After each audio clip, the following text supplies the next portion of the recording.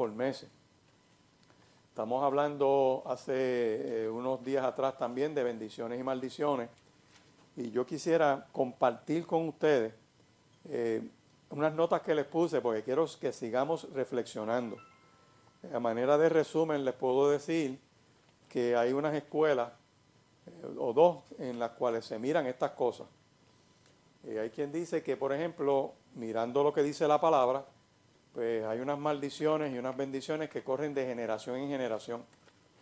Otros dicen, no, eso no me puede alcanzar porque ya yo estoy en Cristo, y si yo estoy en Cristo, estoy libre de las maldiciones. Pero yo quiero que usted vea que le puse Gálatas capítulo 6 y verso 7, porque dice, escuche bien, todo lo que el hombre sembrare, eso también que segará o cosechará. Si siembras de la carne, ¿qué vas a cosechar? Corrupción. Y si siembras en el espíritu, recibes bendición. O sea que esto sigue vivo. Y quiero, ¿verdad?, mirarlo primero con una base, por así decir, quizás la primera parte es un poco más árida para muchas personas, pero vaya a Gálatas capítulo 3. De hecho, le transcribí ahí el texto, Gálatas capítulo 3, versos 13 y 14, donde nos dice que Cristo nos redimió de la maldición del sistema de la ley, tomando sobre sí mismo la maldición que nos acarrean en nuestras malas acciones. Porque dicen las Escrituras, maldito el que es colgado en un madero. Y Jesús murió por nosotros, colgado de un madero en forma de cruz. Ahora Dios puede dar también a los gentiles la misma bendición que prometió Abraham. Y cada uno de nosotros, los cristianos, podemos recibir las promesas del Espíritu Santo a través de esta fe. Desde Abraham, Dios promete salvar por la fe. Si el obedecer la ley, que vino 430 años después, hubiese sido una manera de ganar el favor de Dios, pues, diferente a la fe de Abraham, entonces la salvación sería por obra. Me detengo aquí. ¿Por qué razón?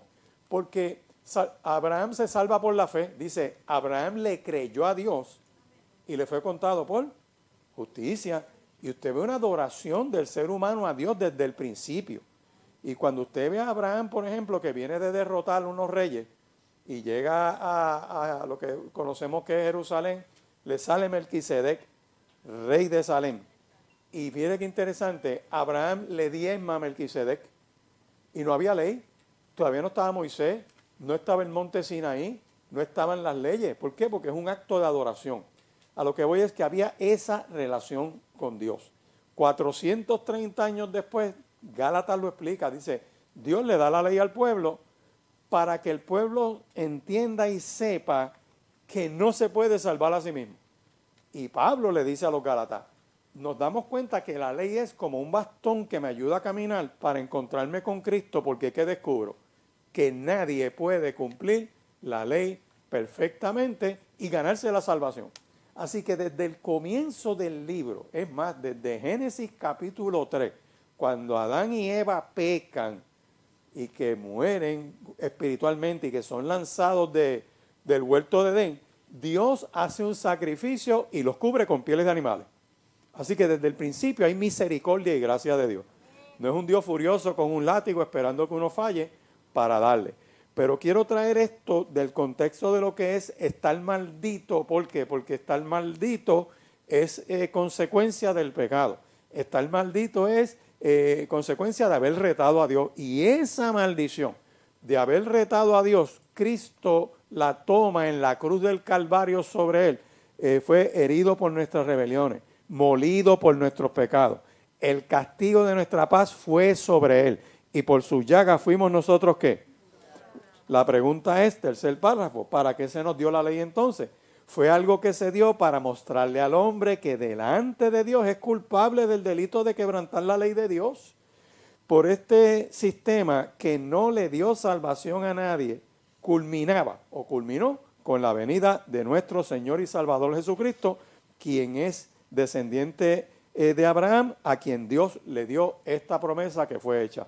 Recordarán, si usted mira Mateo capítulo 1, que te lo dice, que Cristo es descendiente de Abraham y descendiente también de David. Uno por la cuestión del reinado, otro por la simiente de Génesis 3. de aquel que habría de venir y iba a pisarle la cabeza a la serpiente. Así que la única manera de librarnos del pecado o de la maldición es por la fe en Cristo. Y esta puerta de escape está abierta para los que creen en Él. Ambos ahora somos hijos de Dios por la fe en Jesucristo. Y los que hemos sido bautizados en Cristo estamos revestidos de Él. Ahora que somos de Cristo, somos de veras descendientes de Abraham y herederos de la promesa que Dios le hizo. Esta parte la quiero enfatizar mucho. Lo otro es que la idea de redimir es pagar un precio para sacar los redimidos del lugar donde estaban. Lo decimos de otra manera, cuando el ser humano peca, pasa a ser parte de los bienes que están en la casa de empeño del diablo. Y nadie podía pagar el precio para sacarnos de la casa de empeño del diablo, excepto Cristo, que su sacrificio en la cruz del Calvario nos sacó de esa casa de empeño del diablo para que todo aquel que en Él cree no se pierda más que, mas tenga vida eterna. Así que lo repito, esa idea de redimir es pagar un precio para sacar a los redimidos del lugar donde estábamos. En ese sentido, Cristo nos redimió de la situación de maldición en la que nos encontrábamos, cancelando para nosotros primero la sentencia condenatoria que la ley establecía y la muerte eterna que exigía. Por eso es que Efesios dice que los que estamos en Cristo hemos pasado ¿de qué? De muerte a vida, de muerte espiritual a vida espiritual. Pero todavía falta la consumación final de esa redención, que es cuando Cristo regrese en gloria. Las tumbas se abrirán, los muertos resucitarán, el mal entregará a sus muertos. Y luego nosotros que habremos quedado, seremos levantados juntamente para recibir al Señor en el aire. Esa es la explicación que da Tesalonicenses. ¿Y qué se consume en ese momento? Cuando nuestra alma espíritu se conecta con cuerpos transformados y glorificados. ¿Por qué? Porque la obra de Cristo en la cruz del Calvario le dio para atrás a toda la destrucción que hizo Adán en el huerto, que mató espíritu, alma y cuerpo. Y Cristo vino a darnos vida en el espíritu, en el alma y en el cuerpo, las tres, vida eterna. Ahora bien, la obra de Cristo permitió que Dios, escuche bien, cargara en Él el pecado de todos nosotros. De modo que la maldición de Cristo fue de carácter representativo, porque lo hizo como sustituto de nosotros. Aquel que no conoció pecado fue hecho pecado por nosotros, no es que pecó, sino que a fin de que llegásemos a ¿qué? A hacer justicia de Dios en Él. Eso está en 2 de Corintios, capítulo 5 y verso 21. Todo el pecado de la humanidad fue sobre Cristo en la cruz del Calvario. Pero Cristo no pecó, eso no lo constituyó en pecador, es que su sacrificio pagaba el salario del pecado, que era la muerte. Así que Cristo llegó a ser hecho maldición al ser el sustituto universal del pecador. En la cruz ocupa el lugar del pecador, los pecados le son imputados, esto es, son puestos sobre él. Vamos a Isaías 53 un momento para mirar el verso 6 que dice, todos nos descarriamos como ovejas, cada cual se apartó por su camino, mas Jehová cargó en él el pecado ¿de quién? De todos nosotros. O sea, Cristo no pecó, pero el pecado se lanzó sobre él. Por eso una de las partes que nosotros vemos en las narrativas de la crucifixión es que de momento hubo toda una tiniebla sobre la faz de la tierra. Es como una oscuridad que cubrió todo ese calvario. Se entendía que Dios como que tapó eso mientras toda esa maldad iba sobre Cristo. Por eso es que en un momento dado en la cruz Cristo dice, Dios mío, ¿por qué me has ¿qué? Desamparado? No es que Dios lo abandonó, es que el pecado crea distancia entre el ser humano y Dios. Y al lanzar todo ese pecado sobre él, esa carga de desconexión de la humanidad, el Señor la siente en su fuero. Pero cuando se sigue leyendo ese Salmo 22 que empieza hablando de Dios mío, ¿por qué me has desamparado? Termina con un cántico de comunión con Dios. Amén. Por eso es que al final de esa crucifixión Él puede decir, en tus manos encomiendo mi espíritu. Y esa es la palabra, ¿verdad? Contra la muerte y de poder. Ahora, ¿por qué le traigo toda esta primera parte? Porque Cristo rompió esa maldición de muerte eterna para el ser humano. Colosenses capítulo 2. versos 11 al 15 nos dice que cuando aceptamos a Cristo, vamos a buscar Colosenses capítulo 2, porque ahí hay un problema de redacción en este texto, ¿verdad? Cuando aceptamos a Cristo, todos los malos deseos, todo eso por medio de una operación espiritual, el bautismo del alma. En el bautismo nuestra vieja y perversa naturaleza muere con Cristo y fue sepultado con Él, pero en su resurrección de Jesús salimos a una nueva vida mediante la fe en la palabra de Dios, quien lo resucitó. Vamos a Colosenses, un momento, capítulo 2, Colosenses capítulo 2, y llevo esto como entierro de pobre, pero queda grabado para el estudio de los martes.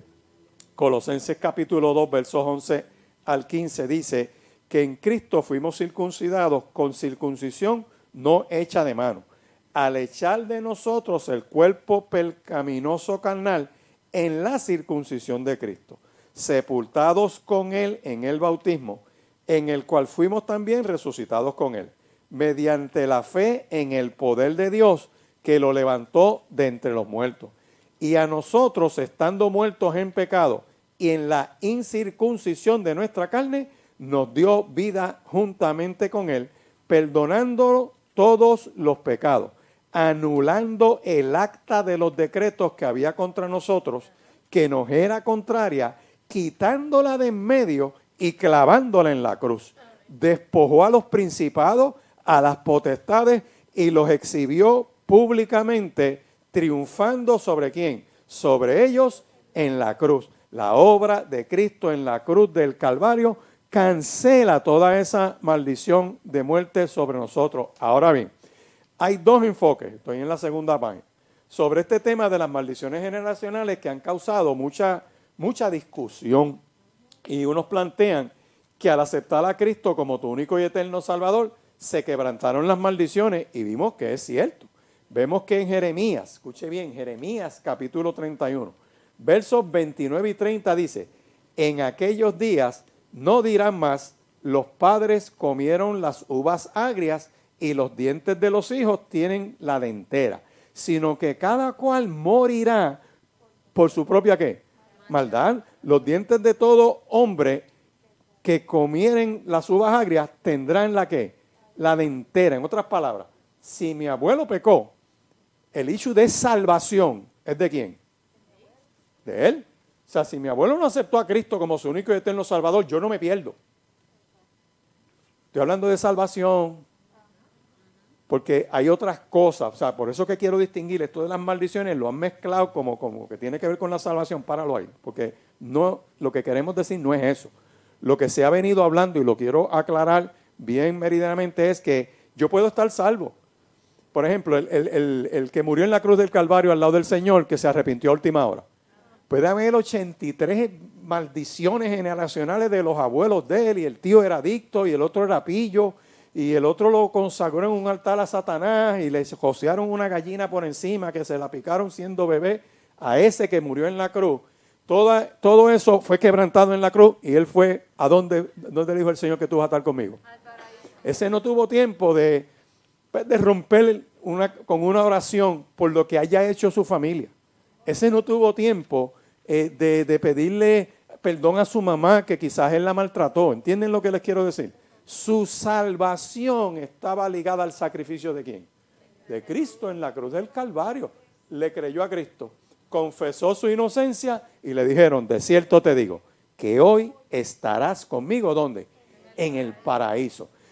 Otros, escuche bien, con base en Proverbios 26:2. Vaya a Proverbios 26, capítulo 2. Y yo quiero aclarar esto hoy porque vamos a salir claros de este lugar. Que una cosa es nuestra salvación, pero también tenemos que mirar y medir si nuestra conducta puede generar o no puede generar una bendición, o puede generar o no puede generar una maldición.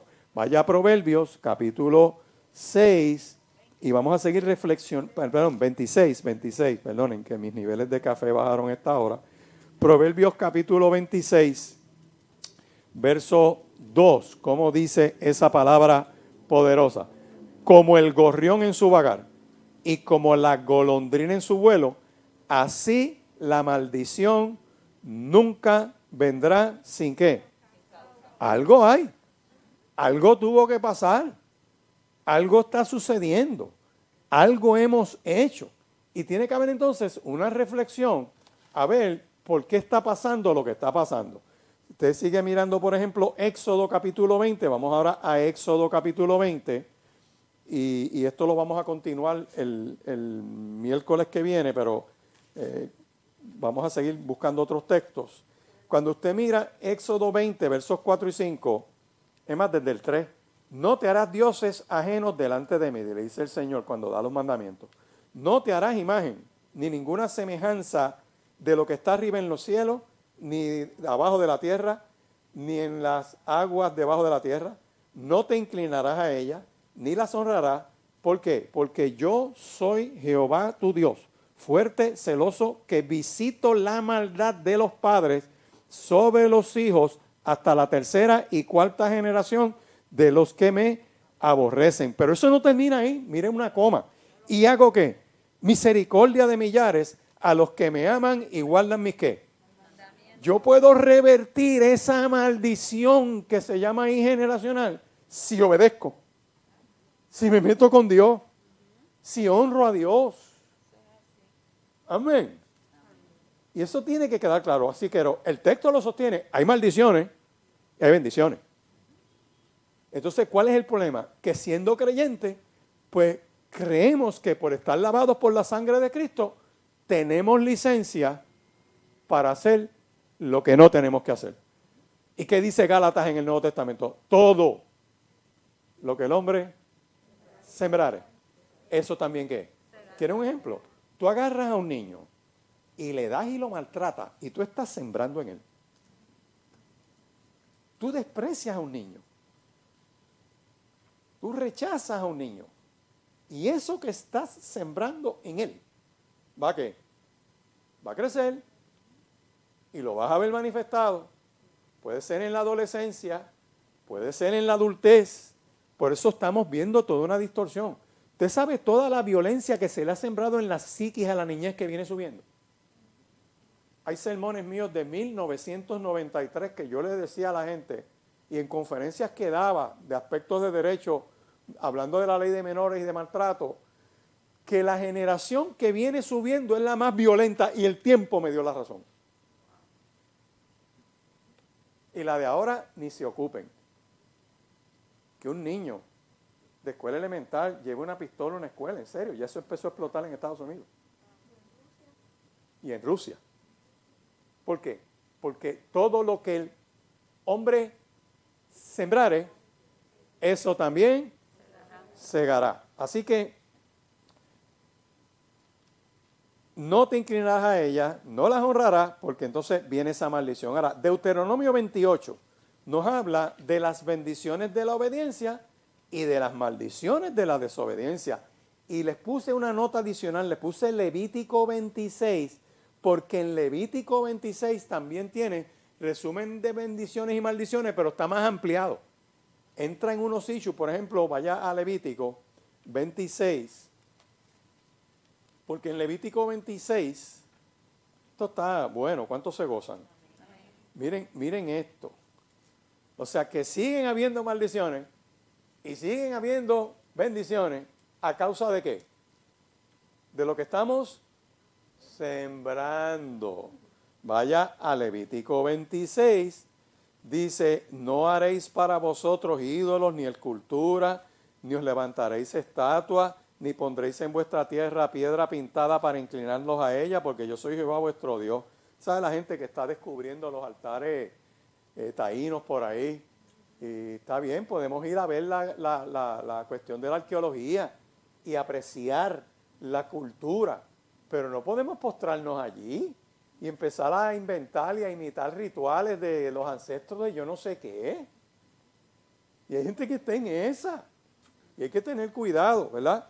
Guardad mis días de reposo, tened en reverencia mi santuario, yo Jehová, si anduviereis en mis decretos y guardareis mis mandamientos y los pusiereis por obra, aquí viene, yo daré vuestra lluvia en tiempo y la tierra rendirá productos y el árbol del campo dará su fruto. Y por ahí empieza a hablar de las bendiciones sobre la agricultura. Y empieza a hablar en el verso 6 que hay paz en la tierra, que podemos dormir y no habrá quien nos espante, y haré quitar de vuestra tierra las malas bestias, la espada no pasará por vuestro país, perseguiréis a vuestros enemigos, caerán espada delante de vosotros, 5 de vosotros perseguirán a 100 y 100 de vosotros perseguirán a 10,000 y vuestros enemigos caerán a filo de espada delante de vosotros. Me siento aquí en este texto. 5 de nosotros, ¿cuántos hay aquí? 1, 2, 3, 4, 5, 1, 2, 3, 4, 5, 1, 2, 3, 4, 5, 1, 2, 3, 4, 5. ¿Cuántos grupos de 5? 4. Así que 4 grupos de nosotros en oración ponen fuga, ¿qué? ¿Cuántos enemigos? Nuestra lucha no es contra carne y sangre, es contra principado. Aquí hay 4 grupos poderosos en esta mañana que ese texto me dice a mí que mientras estemos en obediencia podemos perseguir todas esas malicias y todos esos demonios por lo que se ha hablado aquí, para que Dios le dé cordura a los legisladores. Para que esos demonios de confusión que están allí, que se metieron allí, se vayan en el nombre de Jesús. Amén. Para que eso que se metió, esa ráfaga diabólica, mire, hay ráfagas diabólicas, y aquella tiene una biopsia, y aquella tiene una resonancia magnética. Ven acá, espérate, vamos a parar esto. No es que no ocurra, puede ocurrir. Nuestros cuerpos se deterioran. Amén. Algunos de ustedes tienen una bendición que les salen canas, a otros se nos cae. Porque los cuerpos están ¿en qué? En deterioro, porque este no es el cuerpo que entra a los cielos. Y yo puedo estar enfermo y no necesariamente estoy maldito. Y puedo estar enfermo y ser una maldición. Y tú lo disciernes. Mira, una vez yo estoy hablando, estamos compartiendo un grupo, habían unos médicos, y yo aproveché, te estoy hablando de hace años, me estaba haciendo unas pruebas en específico, y yo tenía un índice en la sangre alto de una cuestión ahí, y usé la técnica de Natán con David. Les digo a ellos, mira, yo tengo un pana que habló conmigo y me dijo que le hicieron esta prueba y dio esto. Y yo, cuando tengo un médico que me mira así, me dice, eso es cáncer, pero así. Cuando él dijo eso, yo sentí que eso no era un diagnóstico lo que él me estaba diciendo. Yo sentí que eso era un azote contra mí. Y él no se dio cuenta de lo que él está diciendo. Hay veces que decimos cosas que quizás tú no tienes la intención, pero pueden llevar el barniz de una maldición. ¿Quieren un ejemplo?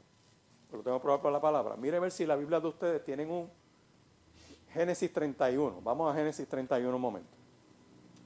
Y no se olviden de Levítico 26. Génesis 31, miren esto. Ustedes se tienen que acordar de Jacob